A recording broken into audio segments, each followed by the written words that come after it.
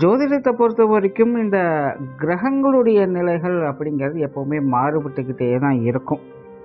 அதனால தான் இந்த சுப கிரகங்கள் எப்போவுமே சுபத்தன்மையிலேயே வேலை செய்கிறது கிடையாது. அதே போல் அசுப கிரகங்கள் அப்படின்னா எப்போவுமே அசுப பலன்களையே கொடுக்கறது கிடையாது.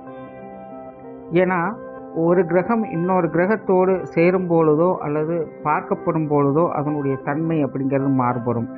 இல்லைன்னா அது இருக்கக்கூடிய இடத்தினாலேயே இந்த மாறுபாடுகள் அப்படிங்கிறது உண்டாகும். அப்படிப்பட்ட விஷயங்களில் ஒன்று தான் கிரகங்கள் வக்ரமாகிறது. இந்த வக்ர கிரகங்களுடைய நிலைகள் அப்படிங்கிறது எப்போவுமே ரொம்பவுமே நுணுக்கமாக செயல்படக்கூடியது. இது நார்மலாக கிரக பலன்கள் எடுக்கிற மாதிரி எடுக்கவே முடியாது. ஃப்ராக்ஷன் ஆஃப் செகண்டில் ஒரு விஷயம் நடந்துட்டு போயிடும். கண்ணு மூடி கண்ணு திறக்கிறதுக்குள்ளே நம்மளை அறியாமலே ஒரு விஷயத்த செஞ்சுடுவோம், அல்லது நமக்கு தெரியாமலே நம்ம எதிர்பார்க்காமலே நமக்கு ஒரு விஷயம் நடந்துடும். அது நல்லதாகவும் இருக்கலாம், கெட்டதாகவும் இருக்கலாம். அது அந்த கிரகங்களுடைய இருக்கக்கூடிய தன்மையை பொறுத்து அமையும். ஆனால் இந்த எதிர்பாராததை எதிர்பாருங்கள் அப்படிங்கிற மாதிரி சில விஷயங்கள் நம்மளுடைய வாழ்க்கையில் நடக்கும். நடந்துட்டு அது போயிடும். அது ஏன் வந்ததுன்னு தெரியாது, எப்படி வந்ததுன்னு தெரியாது, எப்படி போகுது அப்படின்னும் தெரியாது. ஸோ இந்த மாதிரியான விஷயங்களுக்கெல்லாம் முக்கிய காரணமாக இருக்கிறது இந்த வக்ர கிரகங்கள் தான். ஸோ இந்த ஒரு விஷயம் புரியாததுனால இந்த வக்ர கிரக அமைப்புகளை பற்றி பெருசாக யாரும் கண்டுக்க மாட்டாங்க. ஜோதிடத்தை கற்றுக்கணும்னு நினைக்கிறவங்களுக்கு கூட ஆரம்ப காலகட்டங்களில் இது புரியவே புரியாது. போக போக தான் இந்த விஷயங்களை அவங்க தெரிஞ்சுப்பாங்க. அதுவும் அனுபவத்தின் மூலமாக தான் அதை புரிஞ்சிக்கவே முடியும். ஸோ சுருக்கமாக சொல்லணும்னா, ஒருத்தருடைய வாழ்க்கையில் திடீர்னு எதையுமே எதிர்பார்க்காம நடக்கக்கூடிய திடீர் யோகம் அல்லது திடீர் சோகம் தான் இந்த வக்ர கிரக அமைப்புகள். ஸோ அப்படி இந்த 2026 ஜூலை மாதத்துலேருந்து நவம்பர் மாதம் வரைக்கும் சனியானவர் வக்ரகதியில் செயல்பட போகிறாங்க. அந்த சனியானவர் இந்த காலகட்டங்களில் மீன ராசியிலே வக்ரகதியில் சஞ்சாரம் செய்வாங்க. சனிக்கு குருவனுடைய பார்வை என்பதும் இருக்குது. அது போக மாத கிரகங்களுடைய பார்வை அப்படிங்கிறதும் இந்த 5 மாதத்துக்குள்ளே வந்து போகும். ஸோ இந்த அமைப்பானது உங்களுடைய ராசி மற்றும் லக்னத்திற்கு ரெண்டுக்குமே பொருந்தும். இது எப்படி வேலை செய்யும் அப்படிங்கிறத பற்றி தான் பார்க்க போகிறோம்.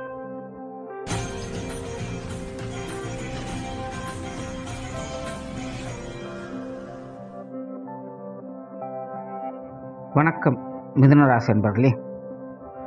மிதுனத்தை பொறுத்த வரைக்கும் 10ஆம் இடத்துல சனியானது வக்ரகதியில் சஞ்சாரம் செய்து, சனியானவர் மிதுன ராசிக்கு அஷ்டமாதிபதியாகவும் யோகாதிபதியாகவும் எப்பவுமே செயல்படக்கூடியவங்க. அதனால் இந்த சனியினுடைய தாக்கம் அப்படிங்கிறது மிதுன ராசியை பொறுத்த வரைக்கும் எப்போவுமே சரிசமமாக இருக்கும். அதாவது நல்லதுக்கு நல்லது, கெட்டதுக்கு கெட்டது அப்படிங்கிற மாதிரி ஒரு குறையில்லாமல் மிச்சமில்லாமல் அந்த விஷயத்தை செஞ்சு முடிச்சிடுவார்.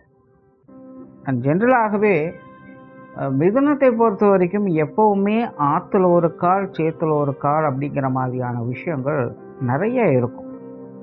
அவங்க மேலோட்டமாக பார்க்குறதுக்கு வேணால் அவங்க அப்படியே சீராக ட்ராவல் பண்ணிகிட்டு இருக்கிற மாதிரி தெரியலாம். ஆனால் எப்போவுமே மிதுன ராசிக்காரங்க உள் மனசில் பார்த்திங்கன்னா ஒரு பயம் கலந்த எதிர்பார்ப்பு அப்படிங்கிறது எப்போவுமே இருக்கும். அதாவது ஒரு பழமொழி இருக்கு இல்லையா, கைத்தை கட்டி மலையை இழுப்போம், வந்தால் மலை போனால் கயிறு அப்படின்னு சொல்லுவாங்க. ஸோ இந்த மிதுன ராசிக்காரங்க அல்லது மிதுன லக்னக்காரங்க இப்படி தான் அவங்க பல விஷயங்களும் செயல்பட வேண்டியதாக இருக்குது. எதையுமே ஒரு கன்ஃபார்மாக இது இப்படி தான் அப்படின்னு சொல்லிட்டு அவங்க இறங்கவே முடியாது. பெரும்பாலான விஷயங்கள் எல்லாமே பார்த்திங்கன்னா அவங்க ஒரு ட்ரையல் அண்ட் எரர் மெத்தடில் தான் ஃபாலோ பண்ணுவாங்க. இதுக்கு மெயின் காரணமாக இருக்கிறது இந்த சனியினுடைய அமைப்பு தான்.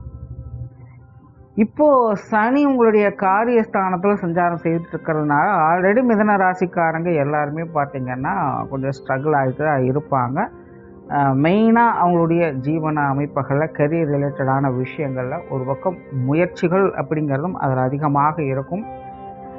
சமீப காலத்தில் அல்லது வருடத்தில் சில மாற்றங்களையும் உங்களுடைய கெரியர் ரிலேட்டடாக நீங்கள் பார்த்துருப்பீங்க. இனியும் அந்த மாற்றங்கள் அப்படிங்கிறது இருந்துக்கிட்டு தான் இருக்கும். கண்டிப்பாக இந்த சனி முடிஞ்சு மாறி போகிறதுக்குள்ளே இந்த கெரியர் ரிலேட்டடான விஷயங்கள் அப்படிங்கிறது ஒரு மாறுபாட்டுக்கு உண்டானது தான். எதையும் கன்ஃபார்ம் அப்படின்னு சொல்கிறதுக்கு வழியே இல்லை. ஆனால் உங்களுடைய கெரியருக்காக தொடர்ந்து முயற்சி எடுத்துக்கிட்டே இருப்பீங்க. கிட்டத்தட்ட எல்லா விஷயங்களுமே கைக்கு எட்டியது வாய்க்கெட்டல அப்படிங்கிற மாதிரி ஒரு கட்டம் வரைக்கும் போயிட்டு அங்கே அப்படியே ஸ்டக்காக நின்றுக்கும், இல்லைன்னா பேக் அடிக்கும். ஆல்ரெடி ஜீவன அமைப்புகளில் கொஞ்சம் ஸ்ட்ராங்காக இருக்கிறவங்களுக்கு கூட இந்த சனி வந்ததுக்கப்புறம் அவங்களுடைய கெரியரில் நிறைய ப்ராப்ளம்ஸ் அப்படிங்கிறது க்ரியேட் ஆகிடும். எதுவுமே அவங்க நினச்ச மாதிரி இருக்காது. என்னமோ வேலையே செய்யலாம், 2 காசு சம்பாதிக்கலாம், பட் இது எல்லாமே சும்மா ஜென்ரலாக அப்படியே நடக்குது, என்னமோ போய்கிட்டு இருக்குது அப்படின்னு சொல்கிற மாதிரி தான் இருக்குமே இல்லாமல் ஒரு திருப்தியாக அந்த விஷயங்களை செஞ்சோம், முன்ன மாதிரி நம்ம நினச்ச மாதிரி எதுவும் இல்லை அப்படின்னு ஃபீல் பண்ணக்கூடிய வகையில் தான் அந்த விஷயங்கள் இருக்குமே இல்லாமல் எதுவுமே ஒரு சுமூகமான அமைப்புகள் அப்படின்னு சொல்கிறதுக்கு எதுவுமே இல்லை. இது எல்லாத்துக்கும் மெயின் காரணம் அந்த சனியாக தான் இருந்தது. இப்போ அந்த சனி வக்கரமாகறாங்க. ஜென்ரலாகவே இந்த சனியினுடைய வக்கர காலகட்டம் அப்படிங்கிறது மிதுனத்தை பொறுத்த வரைக்கும் எப்போவுமே கொஞ்சம் கவனமாக இருக்க வேண்டியது அவசியம். ஏன்னா முன்னாடியே சொன்ன மாதிரி சனி யோகத்தையும் கொடுக்குறவர், கஷ்டத்தையும் கொடுக்கக்கூடியவர். ஸோ அவர் வக்கரம் அடைகிறாங்க அப்படிங்கும்போது நிறைய திருப்புமுனையான விஷயங்கள் அப்படிங்கிற இந்த காலகட்டங்களில் கண்டிப்பாக நடந்தோம். முன்னாடி சொன்ன மாதிரி கண்ணமிக்கிறதுக்குள்ளே நம்ம எதிர்பார்க்காத விஷயங்கள் அப்படிங்கிறது நடந்து முடிஞ்சிடும். திடீர்னு சில விஷயங்கள்லாம் நம்ம முடிவு எடுத்துருவோம். பொறுத்தது போதும் பொங்கியல் அப்படிங்கிற மாதிரி நிறைய விஷயங்களில் மாற்றங்கள் அப்படிங்கிறது ஏற்படும். மெயினாக அந்த மிதுன ராசிக்காரங்களுக்கு சில விஷயங்களில் சில முக்கியமான காரியங்கள் சடனாக சில முக்கியமான டெசிஷன்ஸை எடுத்து அதை ஃபாலோ பண்ண ஆரம்பிப்பீங்க. அதே போல் முடிஞ்சுது அப்படின்னு நினச்ச சில பிரச்சனைகள் அப்படிங்கிறது மீண்டும் தொடர்கதையாக மாறும். குறிப்பாக இந்த மிதுன ராசிக்காரங்கள்லாம் பார்த்திங்கன்னா இந்த அஷ்டமச்சனி காலத்தில் சில பிரச்சனைகளை பார்த்துட்டு வந்திருப்பீங்க.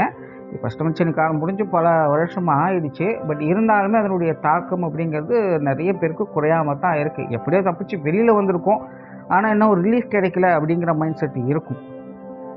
கிட்டத்தட்ட அந்த ஒரு விஷயங்கள் மீண்டும் செயல்படுவதற்கு இந்த வக்கர காலகட்டங்களில் வாய்ப்புகள் இருக்குது. பட் இங்கே கவனிக்க வேண்டியது என்ன அப்படின்னா, இந்த வக்கர காலகட்டங்களில் அது ஒரு பிரச்சனையாக இருக்காது, நாரதற்கழகம் நன்மையில் முடியும் அப்படிங்கிற மாதிரி இருக்கும். ஸோ ஆரம்பத்தில் உங்களுக்கு அலைச்சல், டென்ஷன், தேவையில்லாத கோபம், எரிச்சல், இந்த மாதிரி இல்லை விரயங்கள், செலவுகள் இது கூட அதிகமாக இருக்கலாம். குறிப்பாக காரிய நிமித்தமாக உங்களை சும்மா இருக்க விடவே விடாது, எதையாச்சும் ஒன்று செய்ய வச்சே அது தீரும். ஆனால் அது எல்லாமே ஒரு நல்லதுக்கு தான் அப்படிங்கிற ஒரு விஷயங்களும் உங்களால் பார்க்க முடியும். இவ்வளோ நாள் கஷ்டப்பட்டதுக்கு, இவ்வளோ நாள் சிரமப்பட்டதுக்கு, மன வருத்தத்தோடு இருந்து வந்ததுக்கு இப்போ ஒரு முடிவு கிடைச்சிருச்சு அப்படிங்கிற ஒரு விஷயத்தை நோக்கி அது மாற ஆரம்பிக்கும்.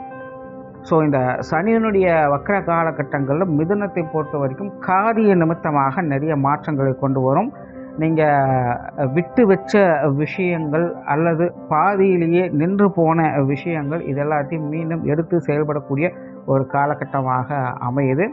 அதே போல் குடும்ப வாழ்க்கையில் பார்த்திங்கன்னா இது கொஞ்சம் கசப்பான விஷயங்களை தான் ஏற்படுத்தும். குடும்ப உறவுகளுக்குள்ள ஒரு சீரான விஷயங்கள் அப்படிங்கிறது பார்க்க முடியாது. நிறைய கருத்து முரண்பாடுகள் அப்படிங்கிற இந்த காலகட்டங்களில் இருக்கும். பட் முன்னாடி சொன்னது தான், நாரதர் கழகம் நன்மையில் முடியும் அப்படிங்கிறதான். கழகம் பிறந்தாதான் காரியம் கைகூடும் அப்படிங்கிற நிலைமையில தான் இந்த விஷயங்கள் எல்லாமே நடக்கும். ஸோ மீண்டும் பார்த்திங்கன்னா குடும்ப உறவுகளுக்குள்ளே நிறைய கசப்பான உணர்வுகள், கருத்து மோதல்கள் அப்படிங்கிறது அடிக்கடி வந்துட்டு போகும். குறிப்பாக இந்த சொத்து சுகங்கள் வகையிலலாம் கொஞ்சம் பிரச்சனைகள் அப்படிங்கிறது போகலாம். இல்லைன்னா பெற்றோர்கள் உடன்பிறப்புகள் வகையில் இருக்கக்கூடிய அந்த மனஸ்தாபங்கள் அப்படிங்கிறது அதிகரிக்கலாம். அதே போல் கணவன் மனைவி உறவுகளுக்குள்ள கருத்து பேதங்கள் அப்படிங்கிறதெல்லாம் அதிகரிக்கலாம். பட் இதெல்லாம் நடக்கிறதுல தவறு கிடையாது. பட் எரிரத்தியில் எண்ணெய் ஊற்றுற மாதிரி நீங்கள் எந்த ஒரு விஷயத்தையும் செய்யாமல் இருக்கிறது இந்த காலகட்டங்களில் நல்லது. ஏன்னா இந்த மாதிரியான விஷயங்களுக்கெல்லாம் இப்போதைக்கு அமைதி காக்க வேண்டிய ஒரு காலகட்டமாக தான் இது இருக்குது. ஸோ அந்த மாதிரி இருக்கக்கூடிய நேரத்தில் நீங்களும் ப்ரெஷர் கொடுத்தீங்க அப்படின்னா அது தாக்கத்தை அதிகம் ஏற்படுத்தும்.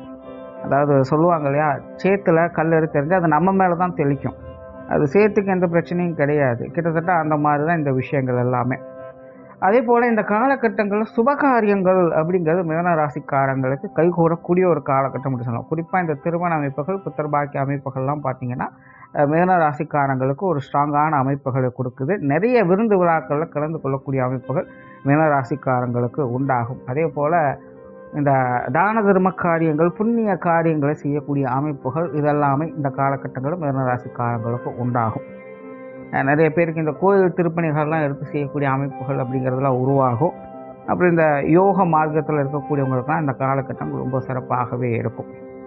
ஸோ ஓவராலாக இந்த சனியினுடைய வக்கர காலகட்டம் அப்படிங்கிறது மிதுனத்தை பொறுத்த வரைக்கும் முழுக்க முழுக்க ஒரு விபரீத யோக அமைப்புகளில் தான் அது செயல்பட்டுக்கிட்டு இருக்கும். ஸோ மீண்டும் நீங்களே பழைய பிரச்சனைகளை அல்லது பழைய விஷயங்களை கையெடுக்க ஆரம்பிப்பீங்க. அதில் சில கலகங்கள் அப்படிங்கிறது உருவாகும். பட் இருந்தாலும் முடிவுகள் உங்களுக்கு சாதகமாக இருக்கும். அதாவது முடிவுகளை நான் பாசிட்டிவ் நெகட்டிவ் அப்படின்னு நான் பேசலை. பட் எதுவாக இருந்தாலும் எல்லாம் நன்மைக்கு அப்படிங்கிற விஷயமாக அது இனி உங்களுக்கு மாற ஆரம்பிக்கும். நன்றி, வணக்கம், வாழ்க வளமுடன்.